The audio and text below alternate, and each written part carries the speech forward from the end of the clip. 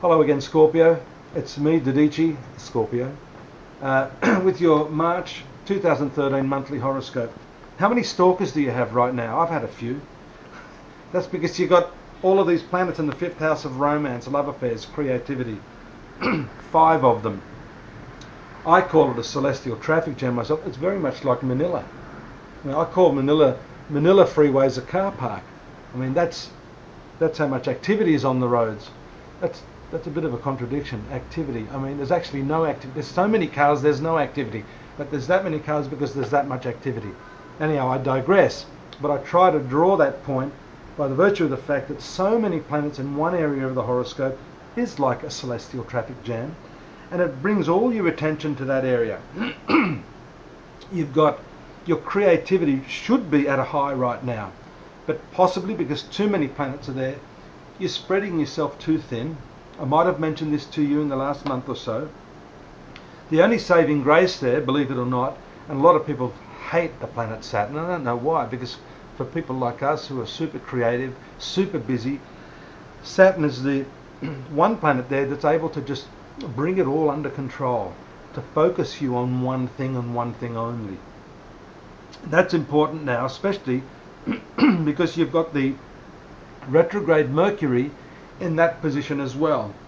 Now that tells us that you're thinking about doing things, but even if you're ready to move on this, you can't quite do it yet. Give it another couple of weeks. As far as work is concerned, one of your ruling planets, Mars, is going to help that happen. That's going to help manifest all of those dreams, desires, creative impulses that you have when it hits your 6th zone on the 12th of March. That's in 6 days from now, depending on which time zone you're in. 6, 5, 7, thereabouts. Anyhow, you know what I'm saying. And what that means is that you're able to implement, because the 6th house is your working arena.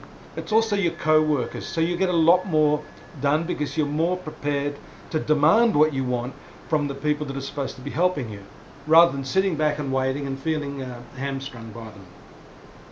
Thereafter we have the ingress of the Sun into Aries, the Aries ingress on the 20th of March. This is a very, very important time of the year, depending on which hemisphere you live in.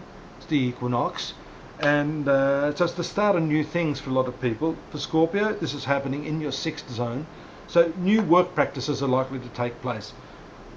Speaking of spring, it could be like a spring cleaning, but more associated with your work and your health as well, because if your health has not been up to par, you're not getting enough sleep, then you're going to start changing a lot of those practices and turning over a new leaf.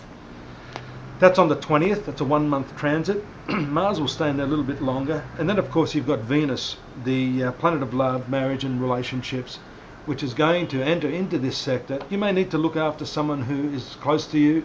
You need to look after their interests, and health being one of the primary focuses of these transits. Maybe someone you love is not feeling too well or is a little bit overwhelmed by the workload that they have. You're going to have to kick in there and help them. Pitch in there and do some work for them and share the workload. Seems to be the theme for these transits towards the latter part of the month. That will still leave Neptune in your 5th house for a long time, Saturn in the rising sign, which depending on the date in Scorpio that you're born is going to affect you in terms of making you a lot more responsible. I keep touching on that month by month because it is a long-term transit and not something you're going to be able to get over too easily. Just keep chipping away at it. Don't lose your cool. I've been doing that a little bit myself, and that's precisely due to this congestion of it's like, road rage.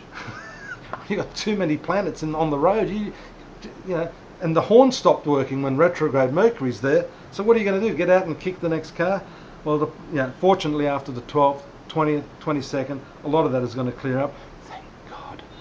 I look forward to your company here next month. But in the meantime, take a look at our textual analysis of the month, more detail, more focus in text for the month, and the daily readings, over 50,000 people a day coming there, and our premium psychics there if you want a more personalised reading. Till next month, I'm Dadhichi from astrology.com.au. See you then. Bye bye.